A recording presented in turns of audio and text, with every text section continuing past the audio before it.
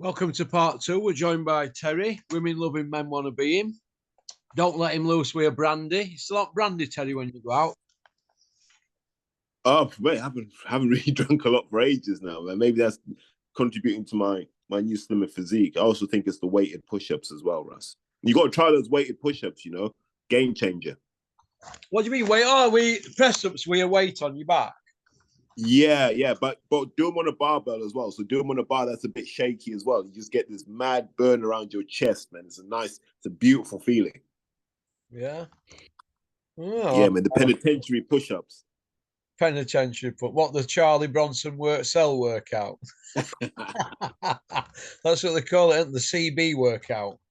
Mate, you know us, man. We do them swell side push-ups. Had your mate down here the other day giving me quote for tiling. It's Chris Smedley. Legend. He's got a right talent for Chris now. Hey, hold on. Is Julian McGowan doing something with Ben Doherty? I don't know that it's his mate, isn't it? Oh. Yeah. Odd that.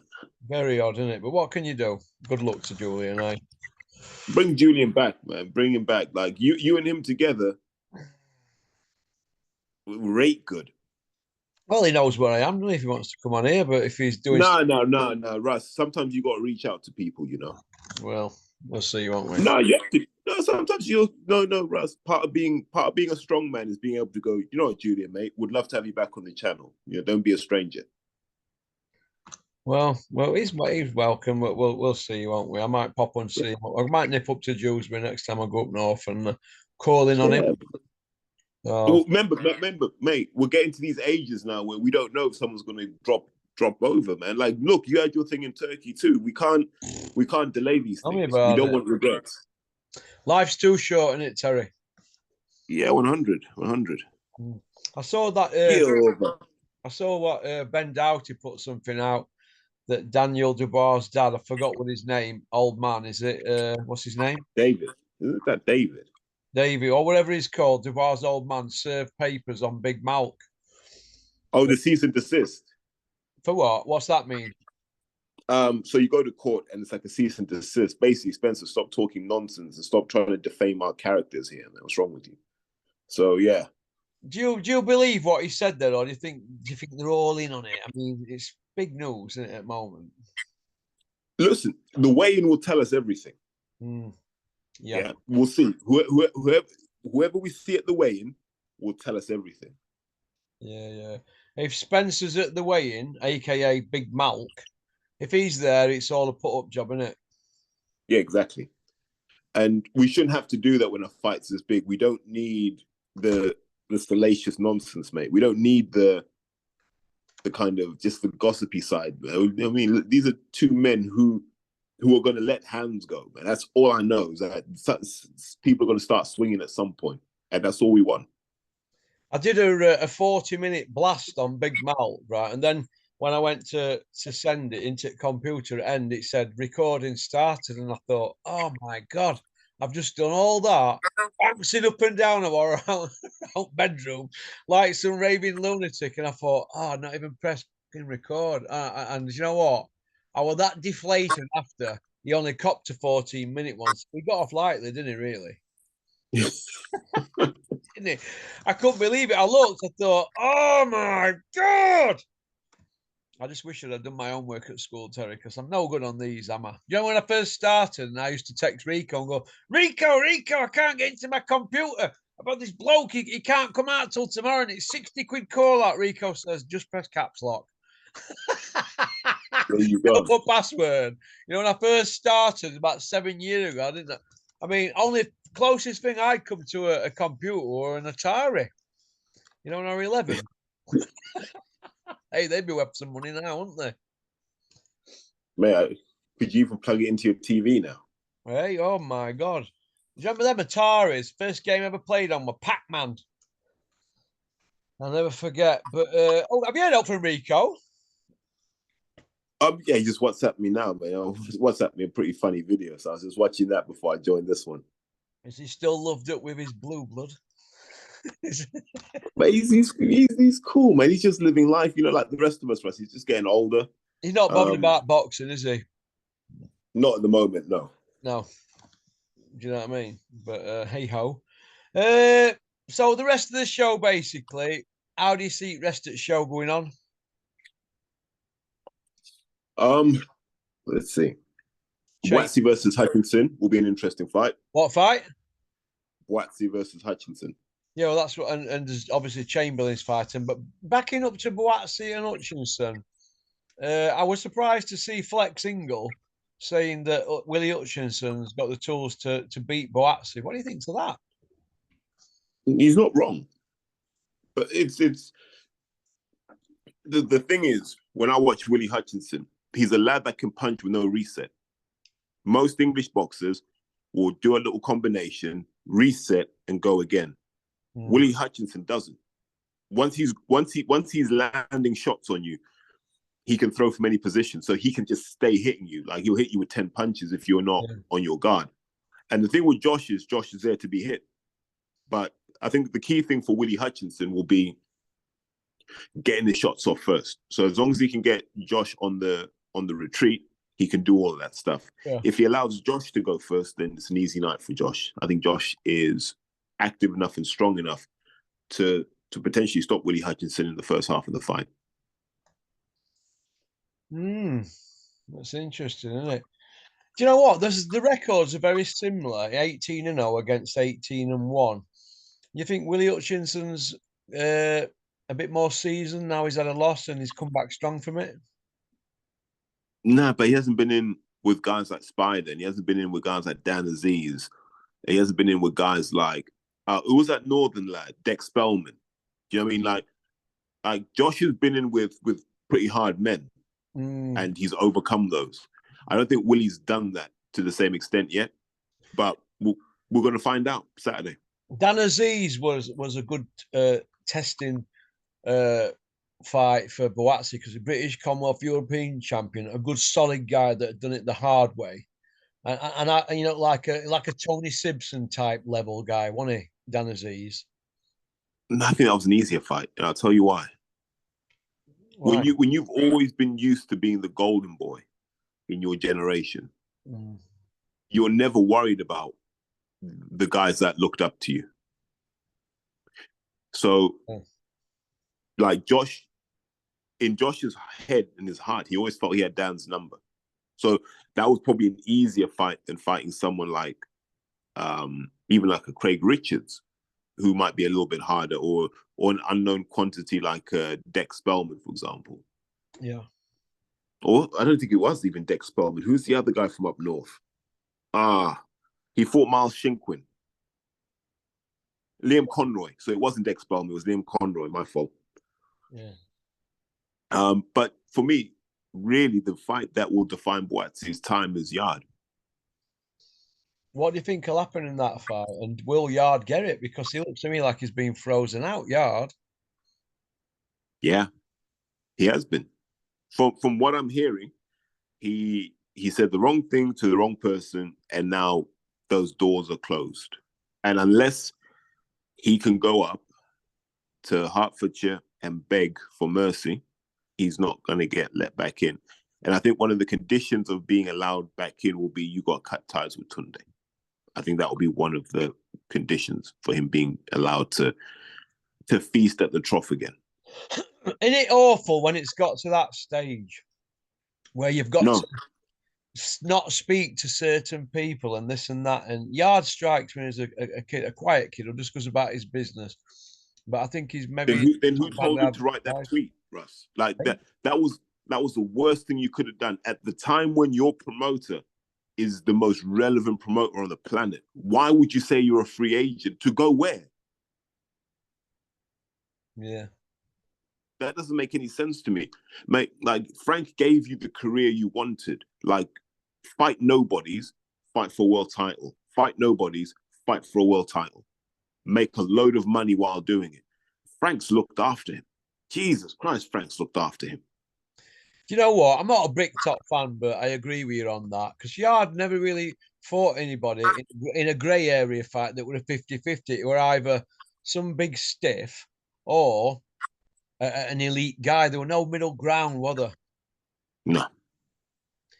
And now, I mean, they were riding high when they had them fights and them paydays and, doing all that dream it, believe it, become it, lions in the camp and all that, lion bars, more like. And now all of a sudden, there's no lion bars in the fridge. All they've got is Turkish Delight, isn't it? And they can't get to them because there's a key on freezer. There you go. Like, you got to be strategic in the moves you make, and they weren't strategic. Like, this wasn't the time to attack Frank Warren. Like, Frank is at his strongest right now. This is not the time to attack. This is the time to say, let's get our money. Oh, you want us to fight Buatsi? We'll fight Buatsi. You want us to fight Bivol? We'll fight Bivol. Just make the money right. Do you think Yarde would have took that Buatsi fight or other hard fights if he hadn't have had Tunde in his ear saying no? Because I think, looking at it from outside, and I'm not digging Tunde out just because him and Big Malk sent me that 20 grand offer. You remember, don't you? I'm not digging him out, but you think Tunde's more or less said to him, "Oh, that's an hard fight, that for average money. Let's wait it out and go for big money because they've had Kovalev big money. They've had bit of big money. But now if they're offered lesser money than that for like a fight that could go either way, why would they knock that back? You just want to stay active and keep the money coming in, wouldn't you? Mate, they were offered a healthy 7-figure purse each for that fight. So what's the problem? The numbers, I have no idea. My suspicion, and this is just me speculating out loud, is they weren't happy that they weren't seeing all of the money. A bit like the Cordina situation. Yeah. You mean that there were more noses in the trough? Yeah. Whereas, well, hold on, why are we just getting this money? Why can't we get the rest of that money? And then it's like, well, if we went as free agents, we'd get to see all of that money. And so that's not how the game works. You may as well take what you're being offered because that might be the best deal you have. Now, Anthony Yarde's on the outside looking in. He ain't even doing no media to agitate for a route back because he knows he's frozen out now. What else he got left on his deal with Bricktop? I have no idea. But whatever it is, he should have just re-signed. Like, at least for the next couple of years, Queensbury will be where it's at. Like, why would you not do that? Look, Willie Hutchinson's basically taken his spot. And if Willie Hutchinson beats Josh Buatsi, Frank's like, do I even need Anthony Yarde now? Well, I don't think he does he really now? Because Frank's not going to play his hand. He's been at this game 40-odd years, hasn't he? But I look at it like this, right? If he didn't want to go speak to Frank and he went and spoke to one of the lads like Francis would nip it, make it all, put it all right with him, but only if he was manager, that kind of thing. That would be, I'd imagine would be kind of how it would go. That's the only way. If he don't want to lose face and go to Frank, they need a buffer in the middle, right? That's how Dennis would work it. I've seen many fighters, they won't want to go to Dennis, but they want to come speak to me, to speak to Dennis, to put it right or to get the point across because they don't want to lose face, kind of thing. And I think if he goes and sees Francis, they've been fetched up with it, them lads are Franks, aren't they? So if they go see Francis, I'm sure Francis will put it right. But he's got to go, Tunde, hasn't he? He's got to go because he's been too vocal, hasn't he? And they've wanted him out of the picture for a while. Yeah. Because they see him as the barrier to Yarde getting into all of these fights. Yeah. Because Yarde could be in there's some right fights out there for Yarde, isn't there, really? He could have a 6-fight run that would make him set for life financially. Yeah, but he'd have to get rid of the other guy, wouldn't he? But if that other guy's been close to him, and don't forget, Yarde's had some terrible family tragedies in the last 4 or 5 years, hasn't he?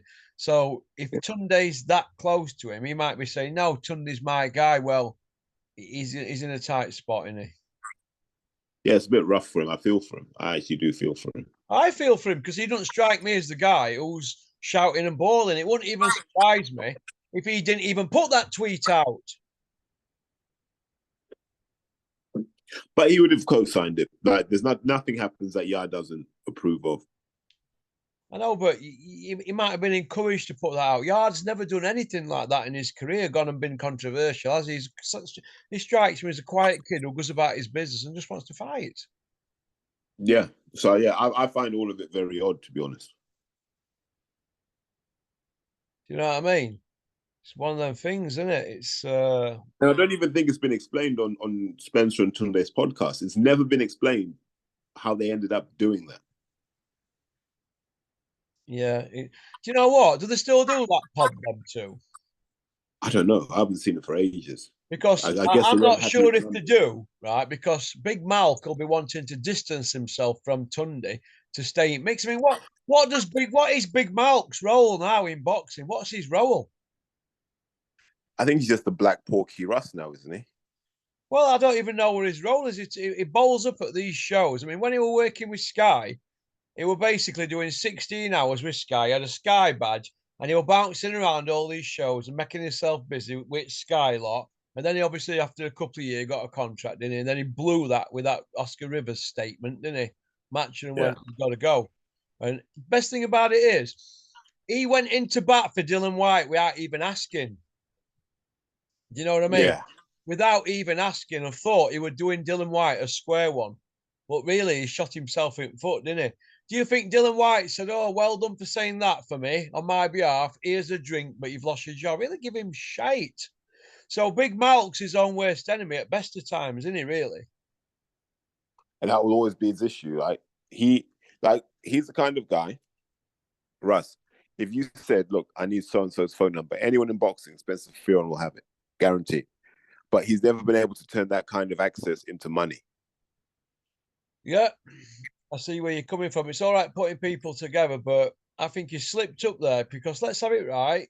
He does know the game. He can talk in front of the camera. We're not going to take that away from him. And he's had various roles across the board in boxing. We're not saying he ain't a boxing guy, but sometimes he comes out with stuff and he lets himself down, doesn't he? Gets a bit excited kind of thing. And I don't know, but if he's dropped Sunday because he wants to stay in mix for Brick hanging around with Bricktop and them, that's his business, isn't it? But I remember when he was at Sky and he used to stick it to Bricktop every other week. We all seen it. It's all out there.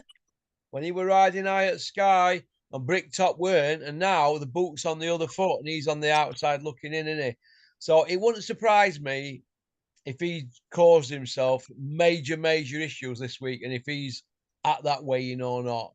I don't think he'll be at that weighing, but then again, he's got that much brass front, he might just turn up there. Do you know what I mean? But I think what he said about the Cobra regarding that Tommy Robinson thing, well, he's just giving people bullets to fire in it to cut Carl's legs off, you know? What did he say about that? Well, he said, didn't you see the video? Nah. I don't watch. I don't watch a lot of this stuff anymore.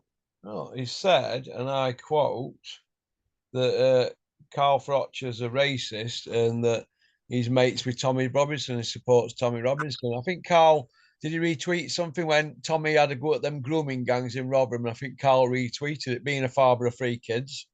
And he's Tommy Robinson's not even a racist. That's always been the thing that's annoyed me about Tommy Robinson. He's not a racist, but he taps into that racist energy because what Tommy wants is to be famous. Yeah, do you think? Carl's already famous. Yeah. I don't. Carl doesn't strike me as being racist. Carl's just one of them guys from the Midlands, just blunt guy who's like a blunt Yorkshireman, isn't he? But he's a Nottingham kid, isn't he? Yeah. He's dry he's as a bone, Carl. Dry as a bone, honestly. Absolute funny as out. But sometimes people don't get his humour, and I see that. Do you know what I mean? But he's actually very, very funny, mate, honestly, if you get to know him. Yeah. Listen, man, I'm sure he's all right. I'm always going to have to remind him that Ward basically body slammed him in the middle of the ring in front of his favourite nation. He's body slammed him. He's all right. Hey, listen, he's 2-1 up against me at pool. Listen, playing pool against him. Who is? He's 2-1 up against me at pool, right? How? He is, honestly. First frame I played him, he plays pool like he's saving money, like the bills coming over at restaurant. I thought, what's he doing? He's covering alt bags, right? And then he's snookered me. I thought, what's he doing? He potted 3 and stuff. I said, we're going for him or what? And then I had him in a position where I could have snookered him. And I was looking at him and he went, you were going to snooker me then, weren't you? But you didn't. He goes, but I just snookered you. And I thought, right. Anyway, third frame, I took him apart, didn't I? But then he wanted to quit 2-1 ahead. But honestly, he's a good laugh. He's a really good laugh, honestly. But you've got to get. Yeah, and I'm going to go up and see him in January. I'm going up to the house. Yeah, oh yeah. Bet you are.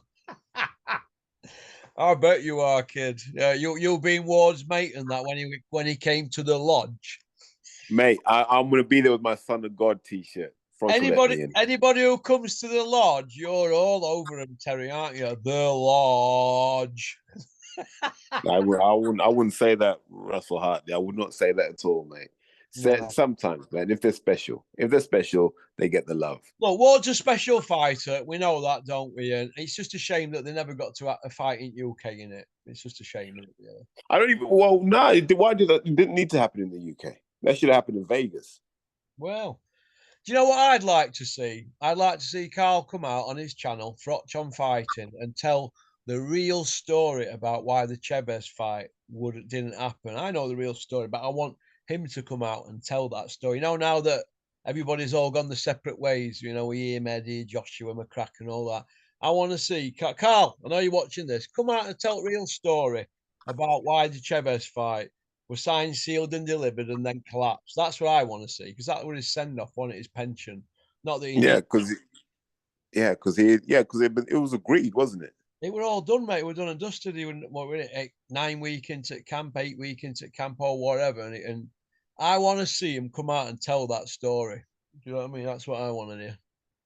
We all want to hear that now. Well, listen, it have blasted Chavez away, mate. But I want to see him come out and tell that story. Now that his channel's riding high and he's smashing it, and he does tell it straight on there. Hey, listen, let's have it right. He's told the truth about Joshua, hasn't he? Yeah. You've got to give him credit. He's told the truth about Joshua. Whether Joshua likes that or not, Terry, that remains to be seen. But he's told the truth. But he's never going to get his kudos for telling the truth off of Joshua fans or Eddie Hills. We've been telling the truth for 12 years about Joshua, haven't we? Really, about who he's fought and who he hadn't fought. And now it's out there in public domain. We can all see it, can't we? And the thing about all of it, Russ, is the real shame is there's a lot to like about AJ. Yeah, there is a lot to like. There's a lot to like about him, man. He's done a lot for boxing. Yeah, and even at that public workout, the fact that he had the presence of mind to go, let me bring these kids from Finchley over, right? Let them have a moment. Let them experience this. Hopefully it inspires them to want to be at that level. Just to have that presence of mind, Russ. Yeah. That's what I mean about Joshua. Like, he's smarter than he looks. But I just, as a boxing fan, I can't buy into this idea that you've carefully avoided people. I don't like that. I don't like it at all. And let's have it right, Terry. He's avoided a lot of fighters, hasn't he? Come on. There's fights that should have happened, didn't happen. And for Eddie to come out going on about resume, well, since he's beat Pulev, who were an old man, he's lost to Ruiz, beat Ruiz. And no, did he fight Pulev after Ruiz? Oh, yeah, I fought Pulev after the pandemic. Yeah. So since Pulev, that's his last world title win, isn't it? Pulev. That's it, old man Pulev. Since then, he's beat Franklin, Elenius and Wallin and Ngannou in his second fight. That's not roadman killer run, is it? No, but I don't think Joshua ever wanted that. I think Joshua wanted the money. How much money can I get paid for as little risk as possible? And that's what upsets me, because like I come from those values that say the best should always fight the best. And even if you lose, you come back again. Like, look, the amateurs have taught me, Russ, there's nothing better than watching these young kids build their little rivalries, right? You know, I've got a couple of juniors and they've had fights with certain kids from certain clubs. And we sit down and talk to them and go, look, you two are going to be rivals for a long time because every year you're going to have to fight the same guy. So enjoy the rivalry and let it bring out the best in you. That's the sort of values that I come from when it comes to boxing. Like, Joshua should be fighting these guys like Wilder, Fury at their peaks. If he loses, come back again, fight again. One of the problems we have in boxing is we place too much stock on a defeat. And so these guys are afraid to lose, not because of the defeat itself, it's because of how the public react to defeats. Because most people who are boxing fans don't know what it's like to lose. Like, they don't know what it's like to lose a fight. Yeah. And if they did, they'd be a bit more empathetic and they'd be like, oh, well, listen, mate, come back again next week. Yeah. Yeah. I want to talk about Gary Sykes's belt. I made a lot of noise about it. I stuck a billboard up in West Yorkshire regarding it in Dewsbury. It's fallen on deaf ears. And the moral of the story is they're saying that Carl Johansson doesn't count as a defence. You know, one of them defences that you need for it to be an outright belt at one outright. And Yeah. before he fought in his last British title fight, Robert Smith went into a dressing room before the fight and took belt off him and said, "Don't worry, if you win tonight, you get it outright." They took the belt off him, but they already thought it was their belt anyway, and nothing's happened about that. And apparently, it's a clerical error. And I want it out there in the public domain about Gary Sykes's belt when no seems to be So happening. wait, why wasn't Carl Johansson counted as a defense? Exactly. Carl Johansson, we're talking here. Because there's some guy before Carl Johansson who pulled out. So Carl Johansson stepped in, but I don't know if he were coming off a loss or whatever it were. But are you telling me Carl Johansson doesn't count as a defence or a British title? Come on. If it had been an Was Eddie it a mandatory Frank or fighter, voluntary? eh? Was it a mandatory or voluntary? I'm not sure what it's a clerical error, but they've got all paperwork, and Robert Smith just isn't responding to it all. And I just think it needs somebody to bang on the door with a camera in his face at Cardiff. Me, it needs sorting out, doesn't it? Because that kid's like not in a good place mentally. Do you know what I mean? I just think it's in bad taste. Okay, but what if they do give him the belt? Then what? Is that going to fix the mental health issues? I don't know, but it'll go a long way to maybe putting him in a better place. I mean, the culprits involved. These are the characters involved: Frank Stroke, Kelly Maloney, Steve Wood, Julian, Gary Sykes, Roberto Smith. All them are all in the mix. They all need to be in a room and get this sorted once. And obviously, clerical people at board. It needs sorting out. It's like a boil on my heart. So imagine how Julian and Gary Sykes feel, can't you? It is, isn't it? It Yeah, drives but me yeah, insane. because the thing people don't understand that these things matter. As a trainer, the titles you win matter because that affects what fighters come through your doors. As a fighter, the titles you win matter because that affects how you're seen when you stand amongst your own peer group. Well, what happened People that is a year ago, round about this time a year ago, they sent Gary 500 quid board. Was that like a shut up about it or shut Porky Russ up about it kind of thing? I I don't know. don't know. But they sent him 500 quid, Robert Smith. So well done, Robert Smith, for that. But the belts, well, the belts a lot more than that because they're handmade, aren't they? Hand painted, isn't it? The belts obviously not the same, but the thing on it's hand painted, isn't it? Yeah. Each individual belt's different in it. So I just want it clearing up. You know, Julian's got a bit of integrity. He's got all the paperwork, but they're not getting back in touch with him at board, and it's bad, isn't it? And I've met Gary. He's a lovely kid. I've met him a couple of times. Once in a nightclub when he was riding out, and uh, and obviously I met him at Julian's home. And I just think it's in bad taste. And Robert Smith, you haven't really done much in the last 17 years at the helm of the ship. I give you a 0 out of 10 for your performance, but well, this would go a long way to getting you on the board. Maybe get you a 5 out of 10. So show a bit of compassion, Roberto Smith, and I might leave you alone. If you know what I'm like, Terry, when I get a bee in my bonnet. No, but I would look. I imagine what's probably happened is they've said, look, if you don't fight the person we want you to fight or we agree you fight, it doesn't count as a defense. And maybe the board just hadn't okayed Carl Johansson. That's a promoter's problem. Well, they were all carrying belt into the ring and all that, but before he fought Johansson and all that, and it were down as on telly as a British title fight and in paper and up posters and signed off as it, and then all of a sudden they've gone, oh no, that's not counting as a defence. Well, they all made weight and that on the night, so well, what's the problem? And it's Carl Johansson who, let's have it right, were a massive freakish puncher. Do you know what I mean? And a former champion himself. So But what? wait, hold on. If Carl Johansson was a stand-in, how can he be on the fight poster? No, it was on the fight poster. It wasn't just like a late replacement kind of thing. Some guy couldn't take the fight because they were going down the rankings. Well, he can't take it. I forgot the guy's name who couldn't take it, so they went to Johansson. So it were on poster. You know what I mean? So I don't know, mate. It needs sorting out, doesn't it? Do you know what I mean? But it needs looking into, doesn't it, properly? And I'm going to keep banging on about it until they sort it or we get a response from them. What do you reckon, Terry? Well, you got to find the rule that they violated. There's Well, no they're not point in even banging on the responding, door. are they now? They're not even responding No. to Julian. No, but you've got to find the rule they violated, right? What rule did they violate? I don't know, but I haven't spoke to Julian since January because he said boxing wasn't for him. So I said, well, fair enough, because he's obviously fell out of love with sport. But obviously, if he's back doing stuff with Ben Dowter, they might be speaking about it on Ben's channel or Julian's channel. I don't know, but it That's needs. all I'd say, Russ, is Well, like you have to look at it. Like you got to go through their rule book and go, this is the rule that means that Johansson should have been considered, right? There has to be a rule there that they've broken, or they won't change their mind.